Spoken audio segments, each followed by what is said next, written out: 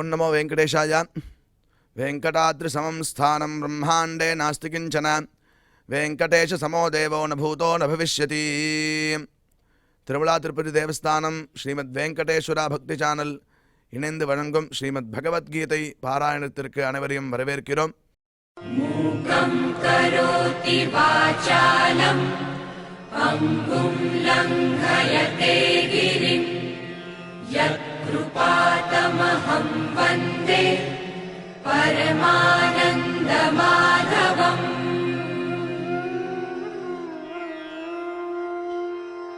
करारविन्देन पदारविन्दम् मुखारविन्दे विनिवेशयन्तम् वटस्य पत्रस्य पुटे शयानम् बालं मुकुन्दं मनसा स्मरामि.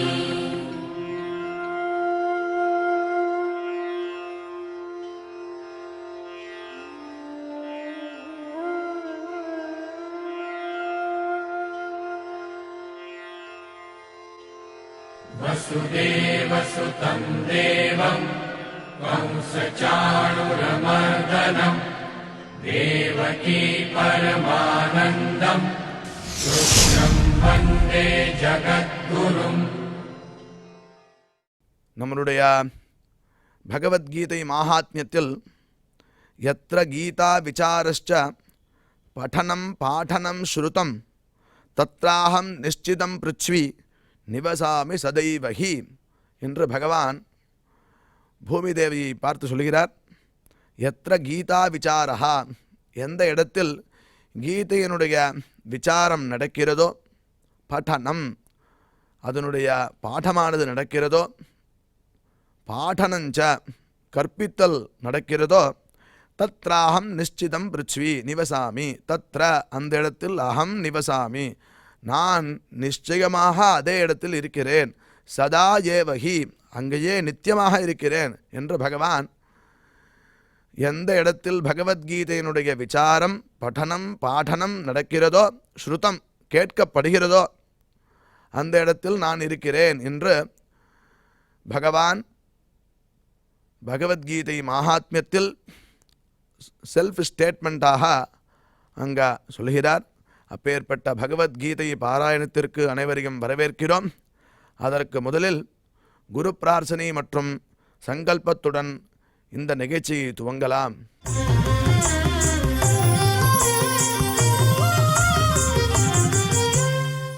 ஸ்ரீ குரு பிரார்த்தனா.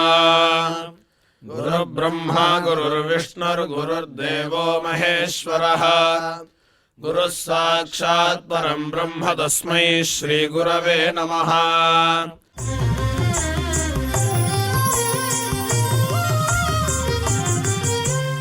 श्रीनिवास प्रार्थना. नमः क्षीराब्धिनाथाय वैकुण्ठाचलवासिने मुकुन्दाय नमो नित्यम् अनन्ताय नमो नमः.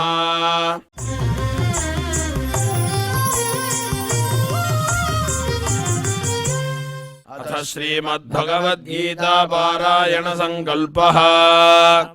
श्रीमदादिवराह क्षेत्रे विराजमानस्य अखिलाण्डकोटि ब्रह्माण्ड नायकस्य श्रीपद्मावती जानेः भगवतः श्रीवेङ्कटेश्वर स्वामिनः दिव्यसन्निधौ जगद्गुरोः श्रीकृष्ण परमात्मनः अनुग्रहेण समस्त प्रपंचस्य विशेषतः भारतदेशस्य उत्तरोत्तर शुभ संपत् समृद्ध्यर्थं श्रीमद्भारतदेशगत तपस्वी जन तपोबल वृद्धि द्वारा समस्तस्यापि मानव समाजस्य सर्वारिष्ट परिहारार्थम् एतद्देशवासिनां सर्वेषां सज्जनानां योगक्षेमार्थं राष्ट्रविरोधिनां निबर्हणद्वारा जनानां चित्तशान्ति चित्तस्थैर्य सन्तोषादि अभिवृद्ध्यर्थम् एतद्देशवासिना परस्परविद्वेष परस्परनिन्दा परस्परहिंसादीनां निवृत्त्यर्थम् परस्परसौमनस्य सिद्ध्यर्थम् समस्तपापक्षयार्थम् श्रीमन्नारायणप्रीत्यर्थम् श्रीपरमेश्वरप्रीत्यर्थम् श्रीमद्भगवद्गीतायाः अखण्डपारायणम् करिष्यामहे।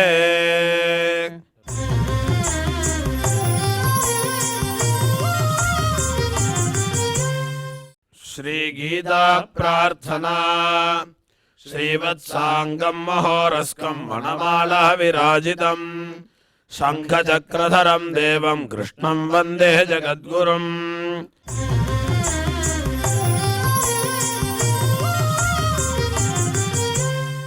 पार्थाय प्रतिबोधितां भगवता नारायणेन स्वयं व्यासेन ग्रथितां पुराणमुनिना मध्ये महाभारतम् अद्वैतामृतवर्षिणीं भगवतीम् अष्टादशाध्यायिनीम् अम्ब त्वामनुसन्दधामि भगवद्गीते भवद्वेषिणीम्।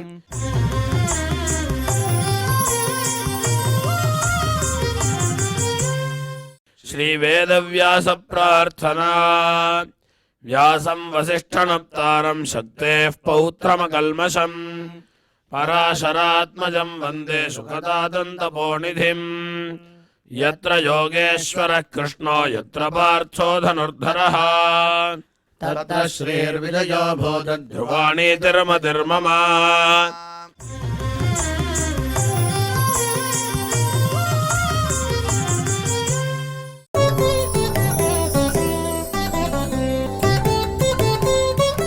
श्रीभगवानुवाच इदं तु ते गुह्यतमं प्रवक्ष्याम्यनसूयवे ज्ञानं विज्ञानसहितं यज्ञात्वा मोक्ष्यसे शुभात्। இப்பொழுது திரு ஊபே அனந்தபத்மநாபாச்சாரியார் சுவாமிகள் இந்த ஸ்லோகங்களுக்கு அர்த்தங்களை நமக்கு விவரிப்பார். அதை கேட்டு மகிழ்வோம்.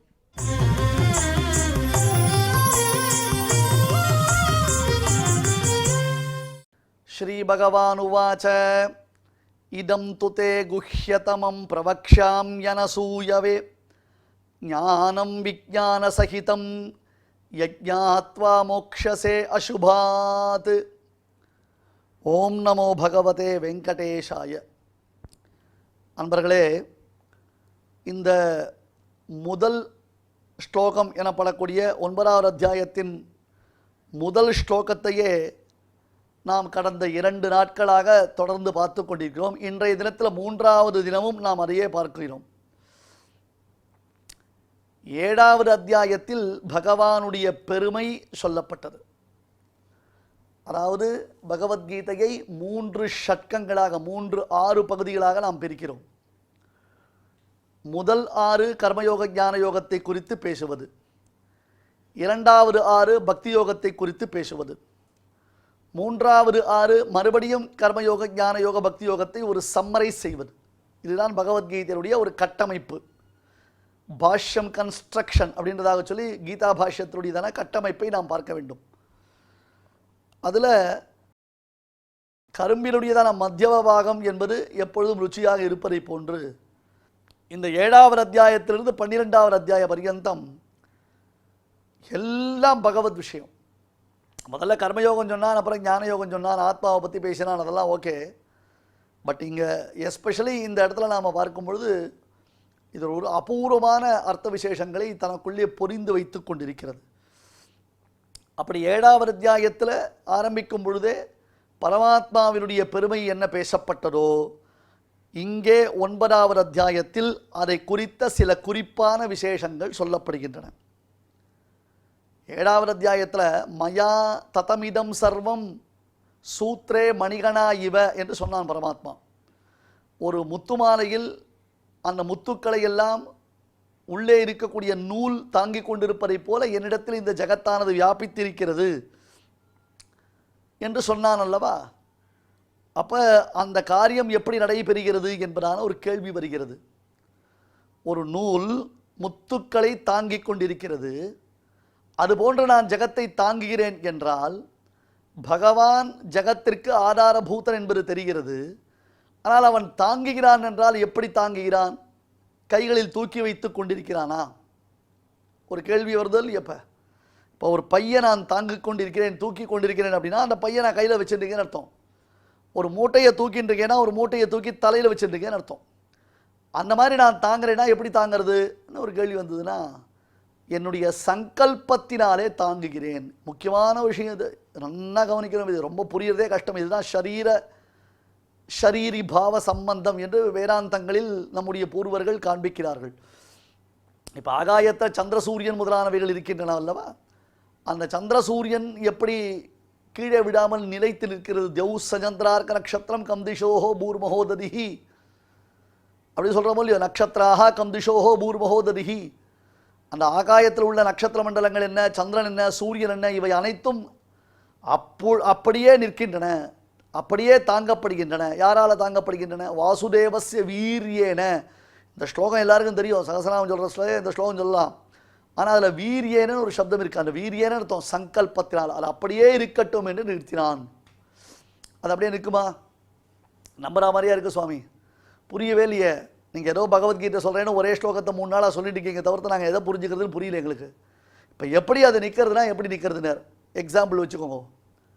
ஒரு கதை சொல்கிறேன், அந்த கதையை சொல்லி இன்றைக்கி முடிச்சுடுவோம், சரியாக இருக்கும். இன்றைக்கி ஒரு ராஜா இருந்தான், திரிசங்குன்னு பேர் அவனுக்கு. நல்ல ராஜா தான், அவன் தப்பு பண்ணிட்டான். திரிசங்குன்னு தெரியுமா இல்லையோ? 3 தப்பு பண்ணிட்டான் அவன். 3 தப்பு பண்ணினான் அந்த ராஜா. என்னென்ன தப்பு பண்ணினான் தெரியுமா? குருவினிடத்தில் வித்யாபியாசம் பண்ணி அந்த குருவுக்கு காணிக்க கொடுக்காமல் அவரை குரு துரோகம் பண்ணிட்டான். அவருடைய வார்த்தையை மீறி அவருக்கு குரு துரோகம் பண்ணினான். Point number 1. மற்றொருத்தருக்கு நிச்சயம் செய்து வைத்திருந்த பெண்ணை கவர்ந்து தான் கல்யாணம் பண்ணிட்டான். ஏற்கனவே ஒருத்தருக்கு நிச்சயம் பண்ணி வச்சிருந்ததான பெண்ணை தான் கல்யாணம் பண்ணிட்டான். 3வது ஒரு பெரிய விஷயம் இருக்கு. என்ன? அந்த ராஜாவுக்கு குலதெய்வம் ஸ்ரீரங்கம் ரங்கநாத பெருமாள். தினந்தோறும் அந்த ரங்கநாத பெருமாளுக்கு நைவேத்தியம் பண்ண பிறகுத்தான் சாப்பிடணும். சுவாமிக்கு நைவேத்தியம் பண்ணின பிறகுத்தான் சாப்பிடணும் இல்லையா? நீங்கள் திருப்பதி போனால் பார்க்கலாம் ஒரு விஷயம். அந்த பக்கம் ஸ்ரீவாரி மெட்டா, அந்த பக்கம் இன்னொரு சைடு இறங்குறதோ இல்லையோ, அங்கே தான் சந்திரகிரி கோட்டை இருந்தது போல இருக்கு இல்லையா? ராஜா என்ன ஏற்பாடு பண்ணியிருந்தார்னா, திருமலையில் ஸ்ரீனிவாசனுக்கு திருவாராதனாகி நைவேத்தியம் ஆகும் பொழுது அந்த மணி டங் டங் டங் டங்னு மணி அடிக்குமோ இல்லையோ, அந்த மணி எவ்வளோ தூரம் கேட்குமோ அதுக்கு அடுத்த மணி அங்கே இருக்கும், அதுக்கு அடுத்த மணி அங்கே இருக்கும். அந்த மாதிரி கீழே ராஜாவுக்கு அரண்மனையில் சுவாமிக்கு நைவேத்தியமாக எடுத்துட்டு தானே அந்த மணி ஓசை கேட்ட பிறகு தான் ராஜா சாப்பிடுவானாம். எவ்வளோ பெரிய பக்தன் பாருங்க, எவ்வளோ பெரிய விஷயம். இன்றைக்கி நாமெல்லாம் நம்முடைய இல்லத்தில் இருக்கக்கூடியதான பெருமாளுக்கு நைவேத்தியமே பண்ணாமல் அதை என்ன சொல்கிறது, தளிகை பண்ணிட்டு இருக்கும்பொழுதே அதை உறிஞ்சி பார்த்து சாப்பிட்டு ரசித்து நாம் கொண்டாடுறோம். இப்போ அந்த மாதிரி ஒரு கல்ச்சர், ஒரு மோசமான கல்ச்சரில் கலாச்சாரத்தில் நாம் மாட்டிட்டோம். இதை திரிசங்கு பண்ணிட்டான் அந்த காலத்தில். சுவாமி நைவேத்தியத்திற்காக வைத்திருந்த பிரசாதத்தை அவன் சாப்பிட்டுட்டான். சங்குன்னு அர்த்தம் சின்னு. 3 சின், மொத்தம் 3 குற்றம்.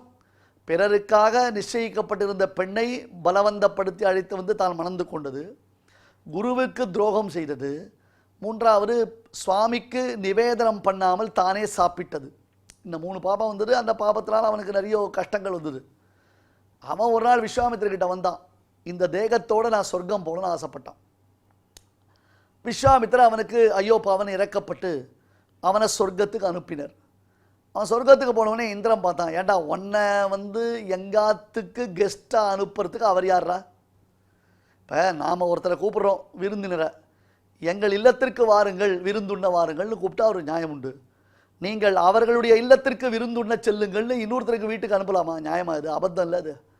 அந்த மாதிரி சொர்க்கத்திற்கு திரிசங்குவை விஸ்வாமித்திரர் எப்படி அனுப்புவார்? போடாசன் தானே எட்டி உரைச்சான் அந்த இந்திரன் அங்கேருந்து.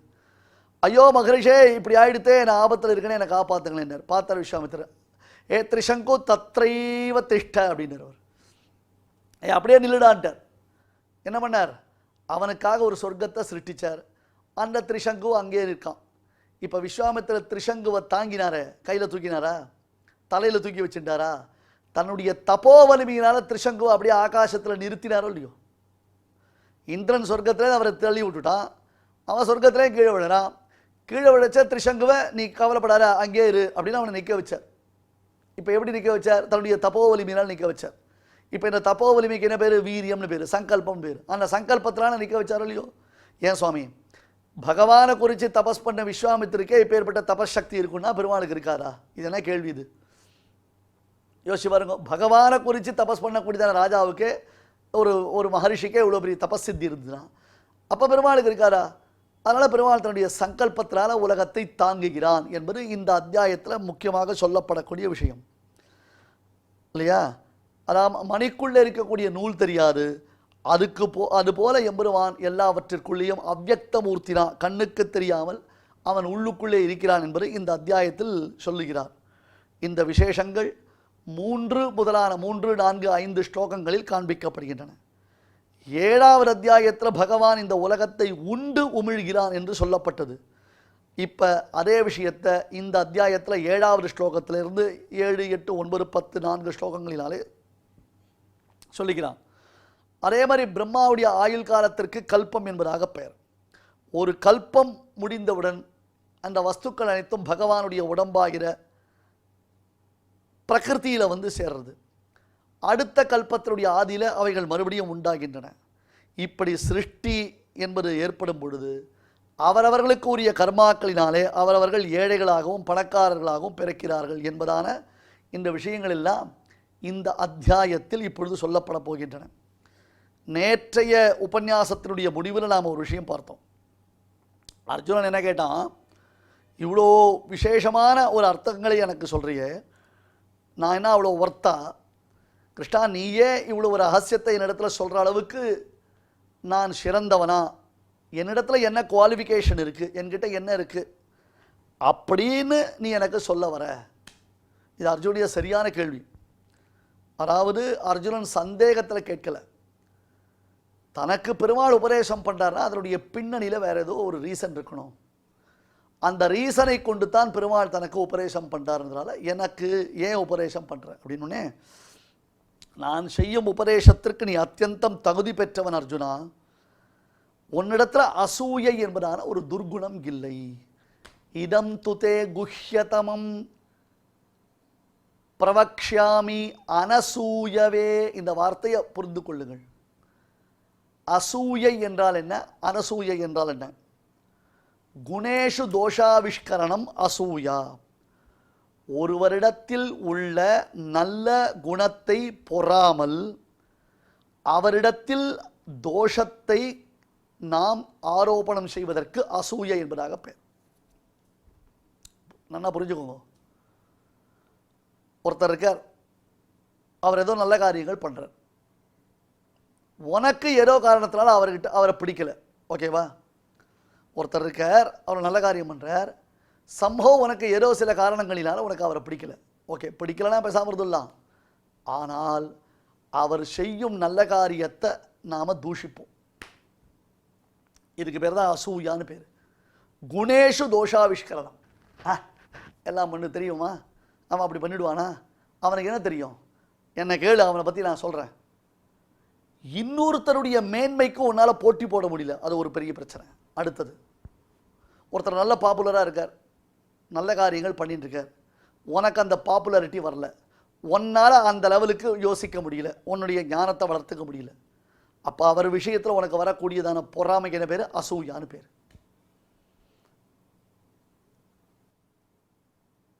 உன்னுடைய இயலாமை, உன்னுடைய இன்கேப்பபிலிட்டி, மற்றவருடைய சக்சஸை பார்க்கும்பொழுது it is only because of your incapability. அவருக்கு சக்சஸ் இருக்கு, அவரால் சக்சஸ்ஃபுல்லாக ஒரு காரியத்தை பண்ண முடியாது, உனக்கு அதுக்கு உண்டான கெப்பாசிட்டி இல்லை, உன்னால் அந்த அளவுக்கு போக முடியல. ஓகே, அப்போ நீ உன்னை புரிஞ்சுட்டு பேசாமல் இருக்கணும். அதை விட்டுட்டு அவர் மீது உனக்கு ஏற்படக்கூடியதான ஒரு கோபம் இருக்கே, அந்த கோபத்துக்கு என்ன பேர்? அசூயான்னு பேர். ந குணான் குணினோ ஹந்தி ஸ்தௌதி மந்த குணானபி ந அந்ய தோஷேஷு ரமதே சா அனசூயா பிரகீர்த்திதா. அசூயைக்கு அனசூயைக்கு டெஃபினேஷன் கொடுத்தார்.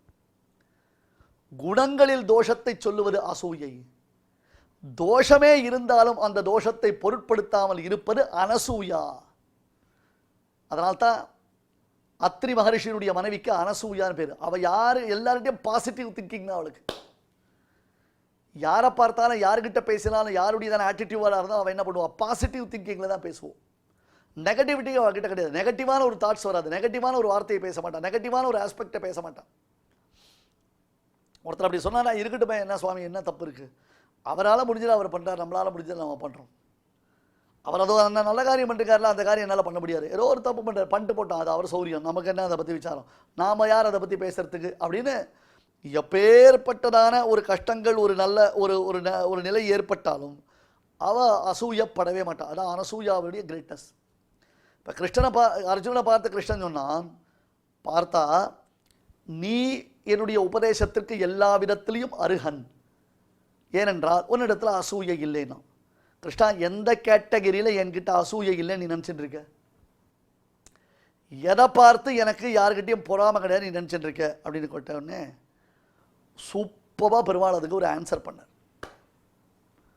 அன்பிலீவபிள் ஆன்சர் கொடுத்தார். என்னன்னா, இப்போ இந்த 7வது அத்தியாயம் 8வது அத்தியாயம் இருக்கோ இல்லையோ, இந்த 7வது அத்தியாயம் 8வது அத்தியாயம் முழுக்க யாரை பற்றி பேசுறது? கிருஷ்ணன் தன்னை பற்றியே பேசியிருக்கான். நல்லா கவனிச்சுக்கோங்க. நான் தான் அத்தை பண்ணுறேன், நான் தான் இத்தை பண்ணுறேன், என்னால் தான் இது நடக்கிறது, என்னால் தான் அது நடக்கிறது, எனக்கு மேலான ஒன்று கிடையாது. நிறைய பேர் என்ன புரிஞ்சுக்க மாட்டேன்றா, எதையோ போய் ஆராதனை பண்ணுறா, கடைசியில் எங்கிட்ட ஆராதனை பண்ணால் தான் வர முடியும், அவளுக்கு உயர்ந்த லோகத்தை நான் தான் கொடுக்குறேன், என் மூலமாக தான் அவளுக்கு அனுகிரகம் கிடக்கிறதுன்னு முழுக்க முழுக்க முழுக்க சொப்ரதாபம் பேசியிருக்கான். கவனிச்சேடா? தன்னுடையதான பெருமையே கிருஷ்ணன் பேசும் பொழுது என்ன அர்த்தம் அப்படின்னா, அர்ஜுனன்ல அப்படியா, ஓஹோ, அந்த மாதிரிலாம் கிருஷ்ணா பண்ணியிருக்கியா, ஓஹோ அப்படியா அப்படின்னு அதை ரசித்து கேட்டானே தவிர்த்து, சும்மா நான் ஏதோ உங்ககிட்ட 4 விஷயம் கற்றுக்கலான்னு வந்தால் உன் பிரதாபையே பேசிட்டு இருக்க நீ. இன்னும் நான் அதை பண்ணேன், இதை பண்ணேன், இப்படி பண்ணேன், அப்படி பண்ணேன், அதையே பேசிட்டு இருக்க. ஏன் உங்ககிட்ட விஷயம் சொல்ல வந்தா, விஷயம் கேட்க வந்தா, என்னடாப்பா இந்த சமாச்சாரம், இது தெரிஞ்சுக்கோ, இது ஸ்தோத்திரபாடம், இது பிரபந்தம், இது கீதை, இது ரகசியசாரம் அப்படின்னா அந்த விஷயத்தை சொல்லுவியா? நான் அப்படி பண்ணேன், நான் இந்த வயசில் அப்படி பண்ணேன், நான் அந்த வயசில் அப்படி பண்ணேன், நான் அங்கே பேசினேன், நான் இங்கே பேசுகிறேன். ஏன் உன் பெருமையே பேசிட்டு இருக்க நீ? இதெல்லாம் ஒரு லிமிட்டு கிடையாதா? இப்படிலாம் இருக்குமா அப்படின்னு தோணாமல், ஆஹா இது ஆச்சரியமாக இருக்கே, இது எவ்வளோ பெரிய விஷயமா இருக்குது, இதை நான் ரொம்ப ஆச்சரியப்படுறேன் அப்படின்னு என் மீது அசூயை இல்லாமல் நான் சொல்வதை நன்கு கவனித்து ஊன்றி கேட்டு மனதில் பதிய வைத்து கொண்டு நீ ரசித்து கொண்டிருக்கிறாய் அல்லவா, ஆகையாலேயே தெரிகிறது நீ அசூயை அற்றவன். These are all unbelievable answers. These are all the positive potential. நாம் 2 பேருக்குள்ள இன்ட்ராக்ஷன்ஸ் பண்ணும் பொழுது எப்படியெல்லாம் நாம் இன்னொருத்தரை கவனிக்கலாம், அல்லது இன்னொருத்தர் நம்ம எப்படி அட்மையர் பண்ணலாம், அல்லது எப்படி புரிஞ்சுக்கலாம் அப்படின்றத நாம் அவளுக்கு புரிய வைக்கலாம். என்ன மாதிரி ஒரு பிஹேவியர், ஒரு பியூட்டி பாருங்க. இங்க இப்போ அசூயைனா என்ன? அசூயை நான் என்னத்துக்கு பொறாமப்படுறேன்? நீ என்ன இவ்வளோ தூரம் நான் என்னை பற்றி பேசியிருக்கேனே, நீ துளி கூட பொறாமப்படலையே, பெருமைப்படுறியே.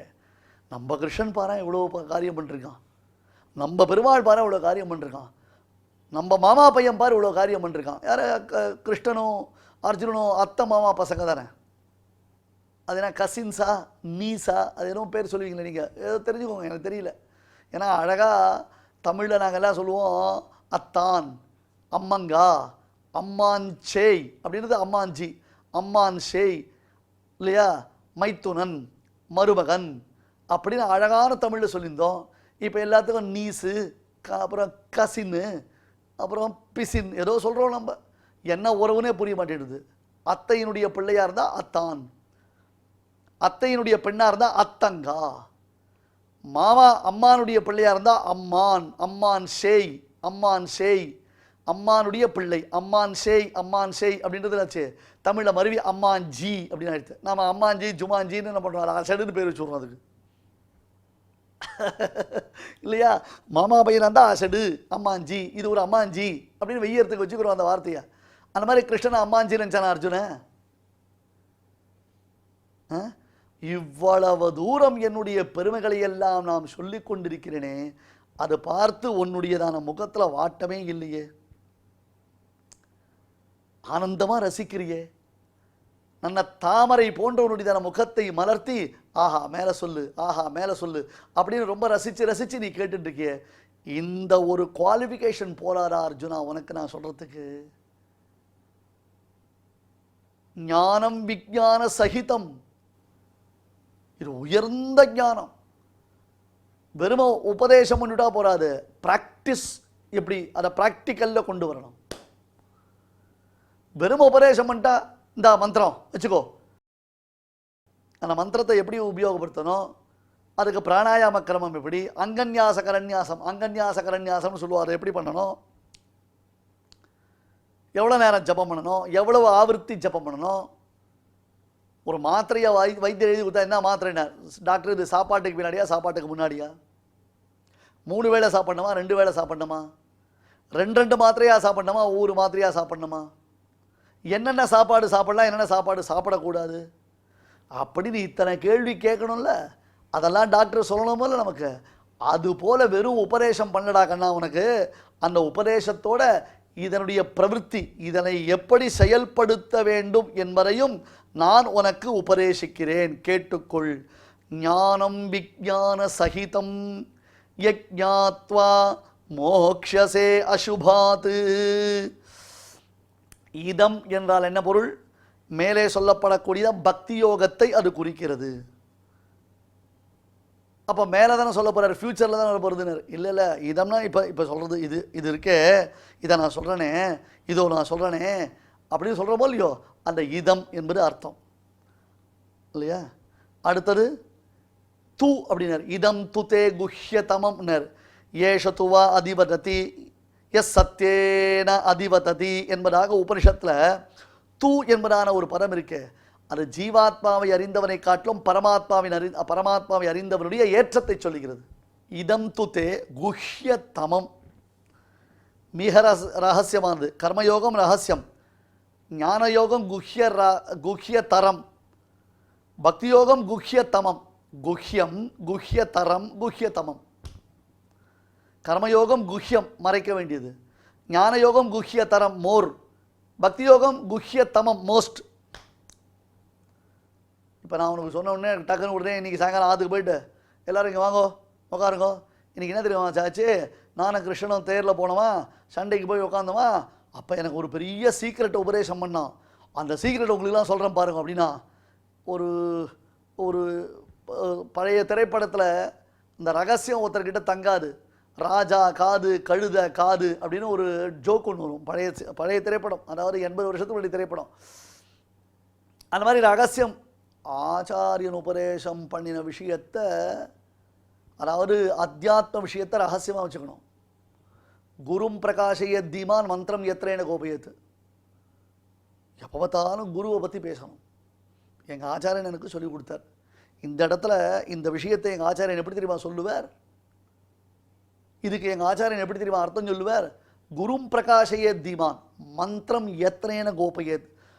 ஆச்சாரியனை பப்ளிசிட்டி பண்ணு, அவர் உபதேசம் பண்ணின மந்திரத்தை இருக்க அதை டெபாசிட்டில் வை, வெளில விடாத, வெளில எடுக்கக்கூடாது. நான் தான் சொன்னேன், தீபாவளி போனஸு பொங்கல் போனஸு ஆஃபீஸில் கொடுக்குறான், இப்போல்லாம் பேங்க்கில் கட்டி விட்றா, நான் ஜென்ரலாக சொல்கிறேன் இல்லையா. போனஸு ஒரு 25,000 ரூபாய் கையில் போனஸ் கொடுக்குறான். அப்படி அந்த போனஸ் கொடுத்தா அதை நீ பஸ்ஸுலையோ ட்ரெயின்லையோ ட்ராவல் பண்ணி ஆற்றுக்கு எடுத்துன்னு வரணும்னா எவ்வளோ ஜாக்கிரதையாக எடுத்துன்னு வருவேன். பார்த்துக்கோ எனக்கு ஆஃபீஸில் போனஸ் கொடுத்துட்டான், எனக்கு 50,000 ரூபாய் இந்த மாதம் ஆஃபீஸில் போனஸ் கொடுத்துருக்கான்னு ஊரெல்லாம் பிரச்சாரம் பண்ணிட்டா வருவேன் இல்லையா. யாரெல்லாம் கேட்டால் எங்கள் ஆஃபீஸ் சார் எங்களை நல்லா பார்த்துக்கிறா, சௌக்கியமாக வச்சுட்டுருக்கா, எம்ப்ளாயீஸ் எல்லாம் நல்லா கவனிச்சுட்டுருக்கா, அவளுக்கெல்லாம் வீடு வாசல் கட்டி கொடுத்துருக்கா, அவளுக்கு மெடிக்கல் ஃபெசிலிட்டிஸ் பண்ணி கொடுத்துருக்கா, அப்படி என்னுடைய பெருமையை பேசுவியே தவிர்த்து ஆஃபீஸில் உனக்கு என்ன சம்பளம் கொடுத்தா என்ன போனஸ் கொடுத்தான்னு வெளில சொல்லுவியா. அது மாதிரி குரு உனக்கு சொல்லிக் கொடுத்த வித்தியினுடைய தன சீர்மையை பேசலாம், அவர் உபதேசம் பண்ண மந்திரார்த்தத்தை வெளில சொல்லக்கூடாது. அப்படி வெளில சொன்னால் என்ன ஆகும் கவனிச்சுக்கோங்க. அப்பிரகாச பிரகாஷாபியாம் க்ஷீயத்தே சம்பதாயுஷி. இப்போ பாரு எனக்கு இன்றைக்கி ஆஃபீஸில் 50,000 ரூபாய் போனஸ் கொடுத்தா நீ ட்ரெயினில் எல்லார்ட்டையும் உரக்க அந்த ஃபோனை வச்சுட்டு ஊர் கதையெல்லாம் பேசணும் ரொம்ப இல்லையா நம்ம. அந்த மாதிரி உரக்க பேசினா என்ன ஆகும்? சம்பத்து செல்வம் யாரா பிட்பேக் அடிச்சுட்டு போடுவான், பிடிக்கின்னு போடுவான். இல்லை கழுத்துக்கு நேரம் கத்தியை வச்சு மரியாதையாக அந்த 50,000 ரூபாய் என்கிட்ட கொடுன்னு சொல்லி வாங்கிட்டு போடுவான். முடிஞ்சு போச்சா? நாம் வெளிப்படுத்த வேண்டியது குருவினுடைய பெருமை, வெளிப்படுத்தக்கூடாதது அவர் நமக்கு உபதேசித்திருக்கக்கூடிய மந்திரங்களின் சீர்மை. நாம் வெளிப்படுத்தக்கூடாத மந்திரங்களுடைய சீர்மையை வெளியில் சொன்னால், வெளிப்படுத்த வேண்டிய மகனீயர் ஆச்சாரியனுடைய பெருமையை சொல்லாமல் வாயமூடி இருந்தால் சம்பத் ஆயுள், நம்முடைய செல்வம் நம்முடைய ஆயுள் ரெண்டும் போயிடும், நாசமாயிடும். அப்பிரகாச பிரகாஷாபியாம் எதை எப்படி யூட்டிலைஸ் பண்ணணும்னு தெரிஞ்சுக்கணும் இல்லையா? ஒரு 1,00,000 ரூபாய் கொடுத்து ஒரு நெக்லஸ் வாங்குகிறோம். அந்த நெக்லஸ் என்ன பண்ணுவோம்? கல்யாணத்துக்கு போட்டுன்னு போகிறோம். அப்படியே ஜாலியாக கல்யாணத்தில் சத்தெல்லாம் இருந்துட்டு எல்லாரையும் பார்த்துட்டு சந்தோஷப்பட்டு 4-5 செல்ஃபி எடுத்துன்னு ஆற்றுக்கு வரோம். வந்த உடனே முதல்ல என்ன பண்ணுவோம்? அந்த நெக்லஸை கழட்டி அதுக்குன்னு ஒரு பொட்டி இருக்கும், அந்த பொட்டி உள்ள கரெக்டாக வச்சு முறுக்காமல் அழகாக அதை வச்சுட்டு அதை மூடி அந்த பொட்டியை கொண்டு போய் பீரோ ராக்கர் உள்ள தானே வைப்போம். அது மாதிரி விஷயத்தை புரிஞ்சுக்கணும், அந்த மாதிரி விஷயத்தை சேர்த்து வைக்கணும். புரிஞ்சுதா? அந்த மாதிரி விஷயத்தை சேர்த்து வைக்கணும். இததான் அர்ஜுனனுக்கு என்ன பிரவக்ஷாமி அப்படின்னா, பிரவக்ஷாமின்னா எங்கே எக்ஸ்பிளைன் பண்ணணுமோ அங்கே எக்ஸ்பிளைன் பண்ணணும், எங்கே கட் ஷாட் பண்ணணுமோ அங்கே கட் ஷாட் பண்ணணும். எக்ஸ்பிளைன் பண்ண வேண்டிய இடத்துல கட் ஷாட் பண்ணுறது, கட் ஷாட் பண்ண வேண்டிய இடத்துல எக்ஸ்பிளைன் பண்ணுறது. இதை கன்ஃபியூஷன் எல்லாம் நிறைய பேருக்கு. தேவையில்லாத பேசுவான், அன்னெசரி இன்ஃபர்மேஷன்ஸ் கொடுத்துட்டு அன்வான்ட் திங்ஸை பேசுவா. நோ, கச்சிதமாக கிறிஸ்பாக கரெக்டாக கரெக்ட்ஸு பேசணும். சம்க்ஷிப்தம் விஸ்திருதம் வா சரள சமுச்சிதம் சாவதான பிரியம் வா என்று how to deliver the subject matter to others அப்படின்றது தேசிகன் காண்பிக்கிறார். ஸோ இப்போ சிஷ்யனுக்கு எவ்வளவு சொன்னால் சரியாக இருக்குமோ அவ்வளோ சொன்னால் சரியாக இருக்கும். ஒரு 100-150 எபிசோடுக்கு முன்னாடி ஒரு கதை சொல்லியிருக்கேன் உங்களுக்கு. ஐ திங்க் ஸோ, ஞாபகம் இருக்குன்னு நினைக்கிறேன். மேபி புதுசாக வர வாழ்க்கோசரம் மறுபடியும் அந்த கதையை சொல்கிறேன். ஒரு சிஷ்யன் வந்தான், ஒரே ஒரு சிஷ்யன் தான் வந்திருக்கான். ஆச்சாரியன் பார்த்தார், என்னடா இவனுக்கு ஒருத்தனுக்காக சொல்கிறது, நாம் இவன் ஒருத்தன் தான் வந்திருக்கானே, நிறைய பேர் வந்தால் நிறைய சொல்லலான்னு பார்த்தோமேனார். சரி அவனான வந்திருக்கானே நிறைய அவனுக்கு சொன்னார். அப்போ அந்த சிஷ்யனுக்கு என்ன புரிஞ்சுட்டான்? அந்த சிஷ்யனுக்கு அது புரிஞ்சுதா புரியலையா அப்படின்னு கேட்டால் அதுக்கு ஒரு திருஷ்டாந்தம் இருக்குது. இப்போ ஒரு கொட்டடியில் மாடு இருக்குது, 10 மாடு இருக்குது. அந்த மாட்டிடையே என்ன பண்ணுறார்? அந்த 10 மாடுக்கு ஆகாரம் வைக்கிறார். ஒரு மாடு தான் வந்து சாப்பிட்றது, 10 மாடு வந்து சாப்பிடல. அதனால் அந்த ஒரு மாட்டுக்கு தேவையான ஆகாரத்தை எடுத்து கொடுத்தார். இப்போ 10 மாடு வரல, ஒரே ஒரு மாடு வந்தது. அந்த ஒரு மாட்டுக்கு தேவையான ஆகாரத்தை தான் கொடுத்தார். இப்போ பாருங்க, ஒரே ஒரு மாடு வந்துடுதுன்றதுக்கோசரம் அந்த ஒரு மாட்டுக்கே 10 மாட்டினுடைய தீனி வைக்க முடியுமா? இல்லை மற்ற மாடு வரல அப்படின்றதுனால வந்த ஒரு மாடுக்கு தீனி வைக்காமல் இருக்க முடியுமா? கேள்வி புரியுதா? மற்ற மாடுகள் வரவில்லை என்பதனாலே அந்த மாடுகளுக்கு இந்த ஒரு வந்த மாட்டுக்கு தீனி வைக்காமல் இருக்கலாமா? அல்லது மற்ற மாடுகள் வரவில்லை என்பதாக இந்த ஒரு மாட்டுக்கே மொத்த தீனியை வைக்கலாமா? அதுபோல சிஷ்யனை பார்த்துன்னு, சிஷ்யனுடைய மைண்டை பார்த்துட்டு அவனுக்கு எவ்வளவு சொன்னால் அவன் மைண்டில் அவனுக்கு ஃபுல்லாக புரிஞ்சுப்பான், அவனுடைய கெப்பாசிட்டி என்ன என்பதை பார்த்து உபதேசிப்பவன் சிறந்த ஆச்சாரியன். இதம் துதே குஹ்யதமம் பிரவக்ஷ்யாமி அனசூயவே ஞானம் விஞ்ஞான சகிதம் யஜ்ஞாத்வா மோக்ஷசே அசுபாத்.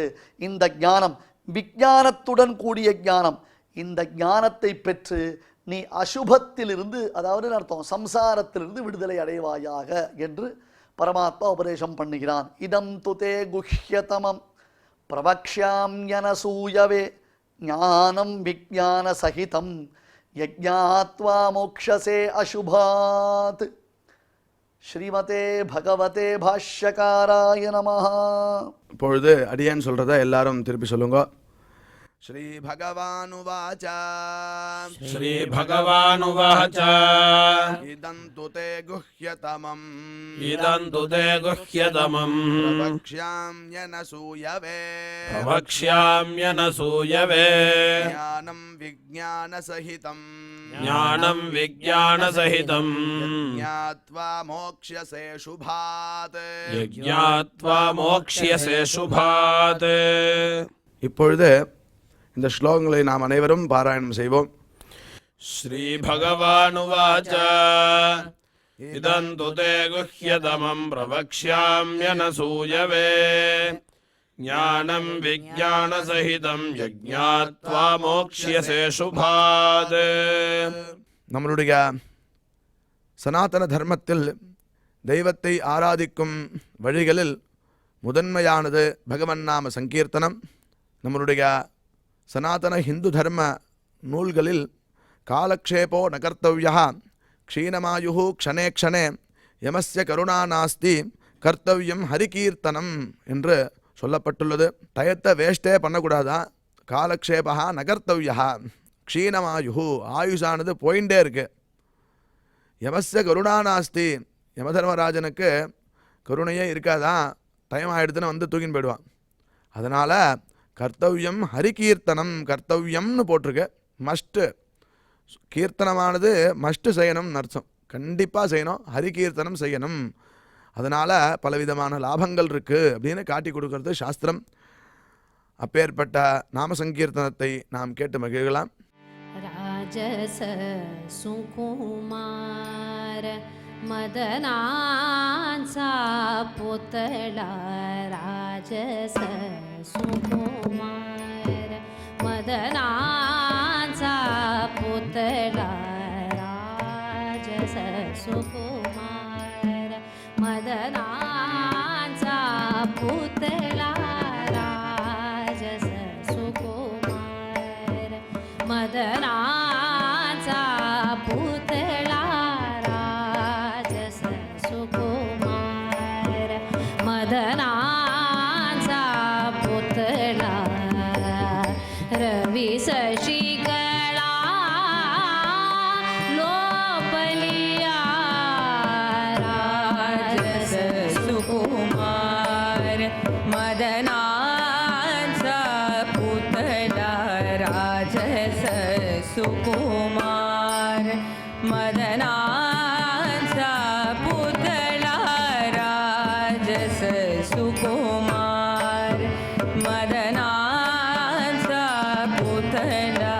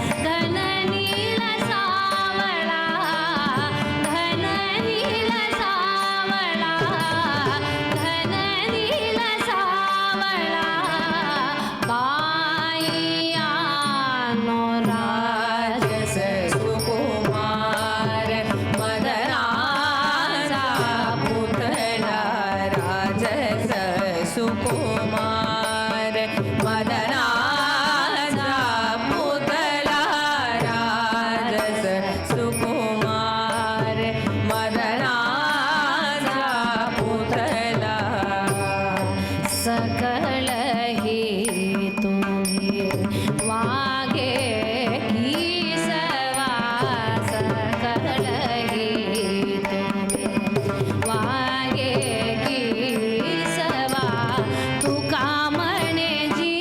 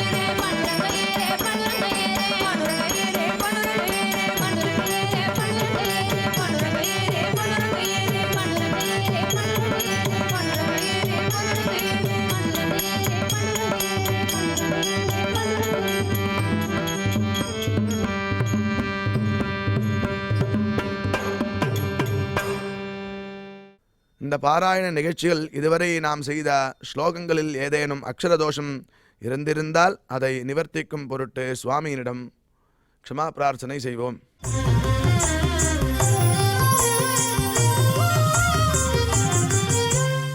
अथ क्षमा प्रार्थना यदक्षरपदभ्रष्टं मात्राहीनं च यद्भवेत् तत्सर्वं क्षम्यतां देव नारायण नमोऽस्तु ते.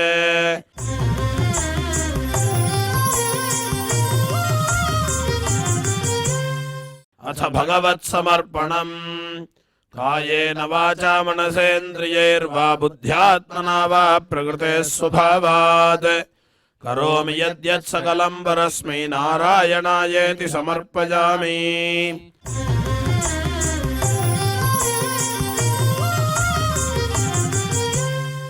अथ लोकक्षेम प्रार्थना सर्वे भवन्तु सुखिनः सर्वे सन्तु निरामयाः सर्वे भद्राणि पश्यन्तु मा कश्चित् दुःखभाग् भवेत्. சுவாமியினுடைய பரிபூர்ண அருள் கிடைக்க வேண்டி மங்களாசாசனத்துடன் இன்றைய நிகழ்ச்சி நிறைவு பெறுகிறது. நாளை மீண்டும் இதே நிகழ்ச்சியில் சந்திக்கலாம். ஓம் நமோ வெங்கடேஷாய.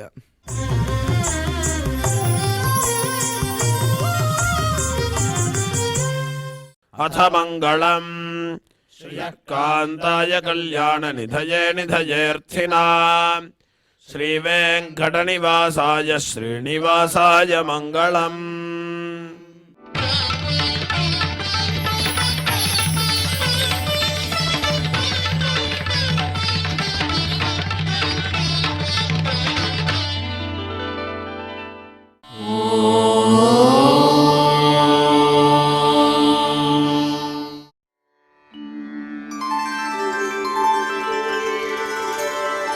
विना व्यङ्कटेशं ननाथो ननाथः सदा व्यङ्कटेशं स्मरामि स्मरामि. हरे व्यङ्कटेश प्रसीद प्रसीद. प्रियं वेङ्कटेश प्रयच्छ प्रयच्छ.